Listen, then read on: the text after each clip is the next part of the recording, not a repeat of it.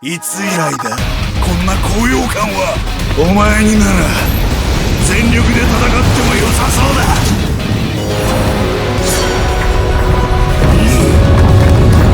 私の務めは弱き者を助けること。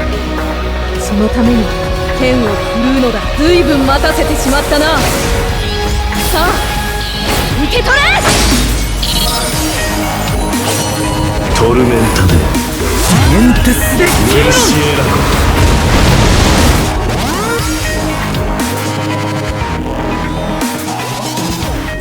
Alright, what is going on, guys? This is your boy the Death Smasher, and welcome back to another Bleach Brave Souls video.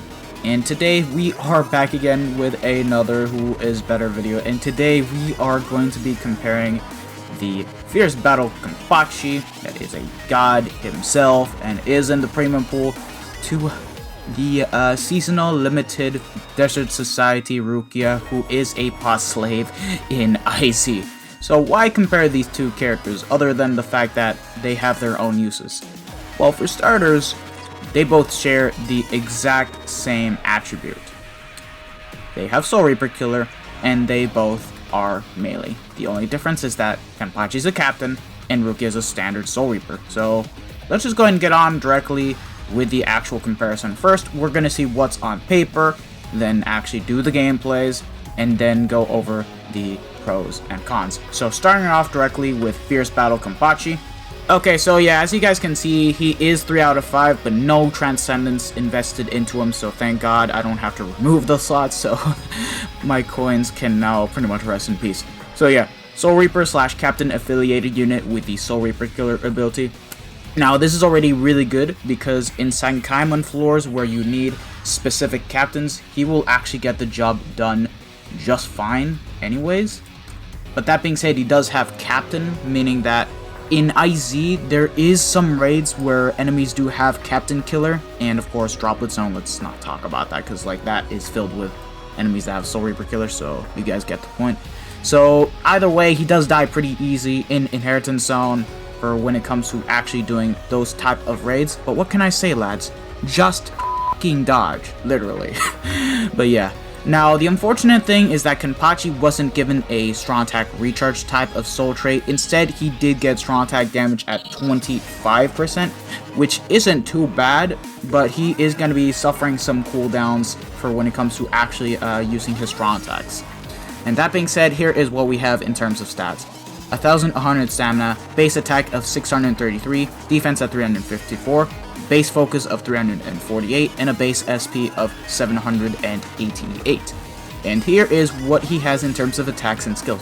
Okay, so for starters, no status elements, but he does have a transformation mechanic on his special, which is really damn good, because it means that upon using the special, you get your strong attacks back upon using them, and you will be able to do even more damage because the magnifications for the strong attacks do change from 120% to 150%. So more damage right across the bat. 40% Bruiser, 40% Berserker with the strong attack damage soul trait. So easily a Berserker of 65%. Devastation at 60%. Frenzy, Sprinter +1, Poise, and hit hidden enemies. Okay, so really good skills. The only thing that he is actually lacking is Havoc and Recharge. But that's just about it. Other than that, this guy is freaking insane. But yeah, moving on to Desert Society Rukia. Rukia is a standard Soul Reaper, so for when it comes to actually farming in Inheritance Zone, there are no Inheritance Zone raids where the enemies actually have Soul Reaper Killer, so she's completely fine and safe to use. And in Droplet Zone, well, not really, but you guys get the point. Oh, and hold on just a quick second. Okay, I had to remove the links real quick. That being said, her soul trait, she was actually given Last Ditch Survival at 100%. So you guys may think that she kind of has the Wayward soul trait because no recharge and no strong attack. Well, you guys are wrong, because right across the gate on her skills, she already has reduced strong attack cooldown as an actual skill. So the Last Ditch soul trait is not completely wasted. Matter of fact, it's good because considering she does have the pot skill, it means that you pretty much have a free revive with this character. Pretty damn good. So yeah, stats, 1094 stamina, attack at 638, defense at 352, focus at 358, and a base SP of 794. Overall higher stats than Kenpachi. I mean, big month difference between January and I believe it was May? Correct me in the comment section below for when this character came out. I don't even remember. But anyways, on her attacks, she's got weakening on everything, and her third strong attack is a charged strong attack. Okay, not too bad. It means that she'll still do insane damage regardless. 20% Bruiser, 20% Berserker, Devastation at 40%, reduced strong attack cooldown at 12%, the increased Mind Link Slot Potions by +5, Frenzy, Debilitator +5 seconds, and Sprinter +2. Okay, this is really good because it means that she does have way more flash steps, meaning that you can actually clear slightly faster with this character, which is actually pretty damn good. Now, she is lacking the higher Berserker compared to Fierce Battle Kenpachi, but for what she does, she is still going to be performing just as fine as Kenpachi, even though she's not going to be clearing just about as fast as Kenpachi for when it comes to actually doing damage. But hey, it's alright, because at the end of the day, you are going to be using Rukia a lot more frequently than Kenpachi if you actually do plan to farm Link Slot Potions for Mind. So yeah, that's basically all the characters summed up in a nutshell. Now here's what we're going to do. We're going to bring them both in Icy, do their own respective individual runs. However, I'm going to change up the accessories this time around, considering there are underground enemies. Kenpachi is going to get the standard Badge, Pill, and Bait with strong attack damage and strong attack recharge links, so pretty much a hybrid build, which is basically TLA Toshiro, Swimsuit Nelio, and Frenzy Yoruichi. So yeah, that's the links we're going to be giving this Kenpachi. As for Rukia, she is going to get the Badge, Pill, and the Zeta Pill, so that way we can pretty much be able to hit underground enemies. And of course, the links are pretty much exactly the same. So yeah, with that said and done, let us go ahead and get right into the gameplays for these two characters now, shall we?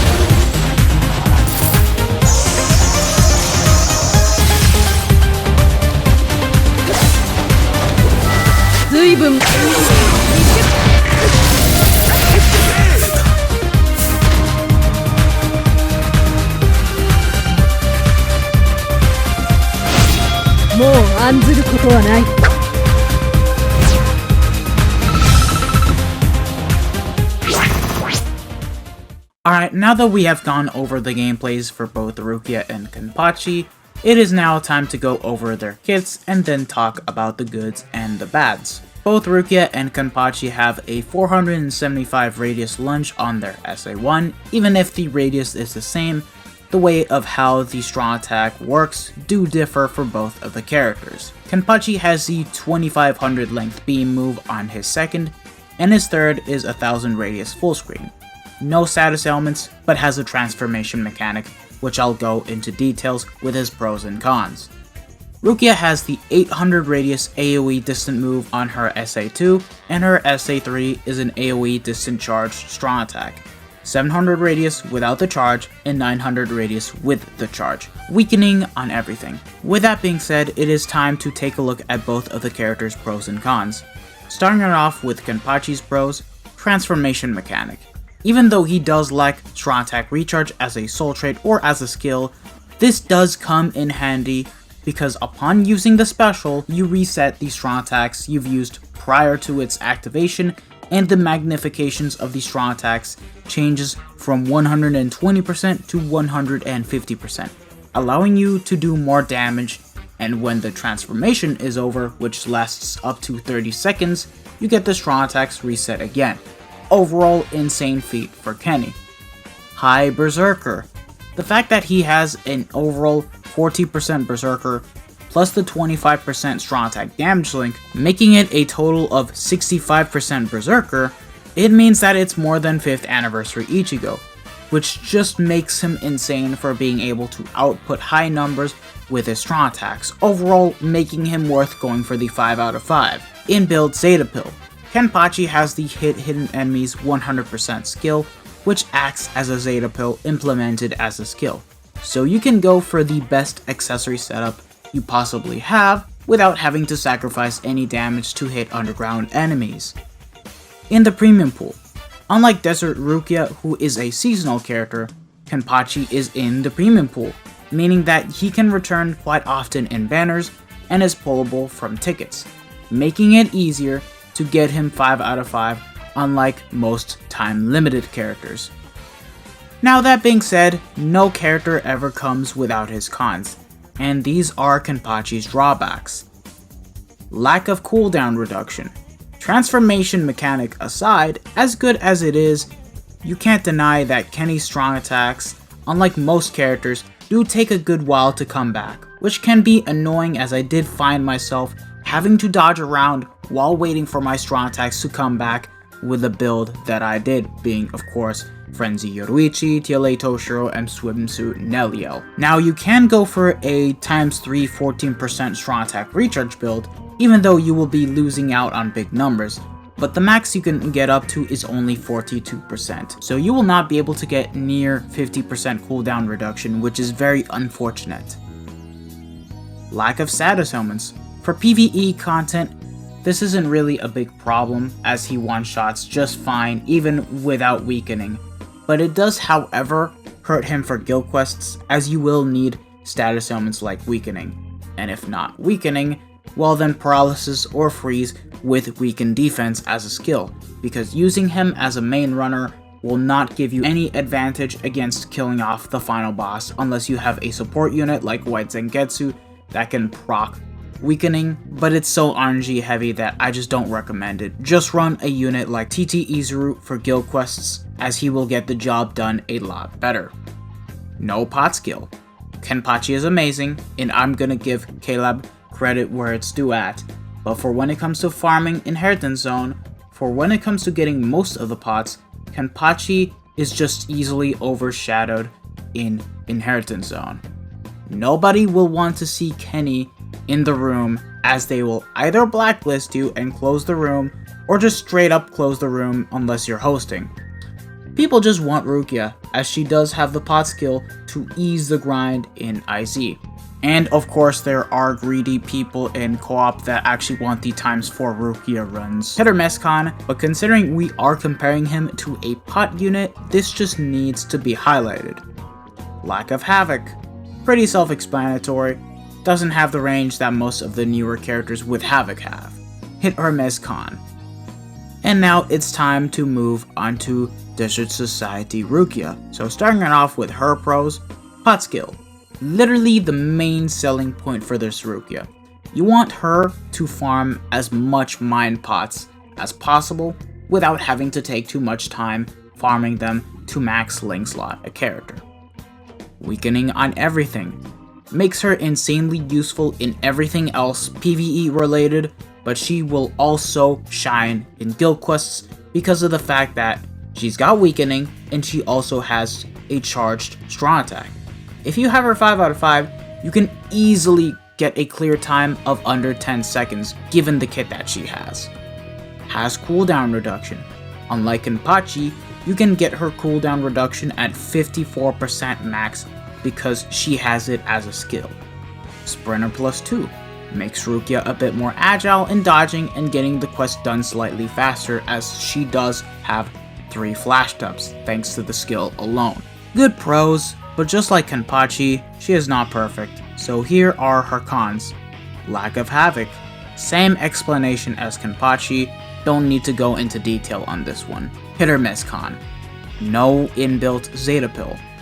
Unlike Kenpachi, for Rukia, when it comes to actually clearing fast in hard content where there are underground enemies, you will have to sacrifice some potential damage in order to have the Zeta Pill in to kill underground enemies. Doesn't hit as hard as Kenpachi. Now of course, that can be fixed with Transcendence, just get her SP to level 10. That's all I gotta say. But sometimes I find myself using Kenpachi a lot more because of how broken he is, that he can kill enemies with a higher damage output. Now Rukia can do pretty good given the proper accessories and links, but unfortunately, she just won't do the same raw damage numbers as Kenpachi, with the exception of the third strong attack being a charged essay. Of course, that changes when you proc weakening, but that is also reliant on RNG. Also, unlike Kenpachi, she doesn't have the transformation mechanic, so no changes to the magnifiers for the strong attacks other than the damage you do to the enemies after weakening them with your soul bomb. Not in the premium pool. The only way you can pull this Rukia is either the character pass tickets, which by the way you need to pay for like around 30 euros monthly, which is a low chance of being able to do so as you can only get 30 tickets a month and also relies on RNG. Now in terms of banners, it's whenever KLab brings back Desert Society and when KLab really only releases her in filler banners like the 50 million download celebration banner or something random. Now thankfully, she is a seasonal unit, so it won't be surprising if she returns a bit more often than the Canfiron World and 1000 Year Bloodwork characters, but it's still going to be difficult to get her 5 out of 5 because you can't pull her from normal BBS tickets or 4 to 5 star tickets either, not even the Senkaimon tickets, unless that actually changes with Cave of Discipline if they ever do introduce a ticket in which you pull seasonal characters, but we'll never know. Other than that, let me give you guys my conclusion.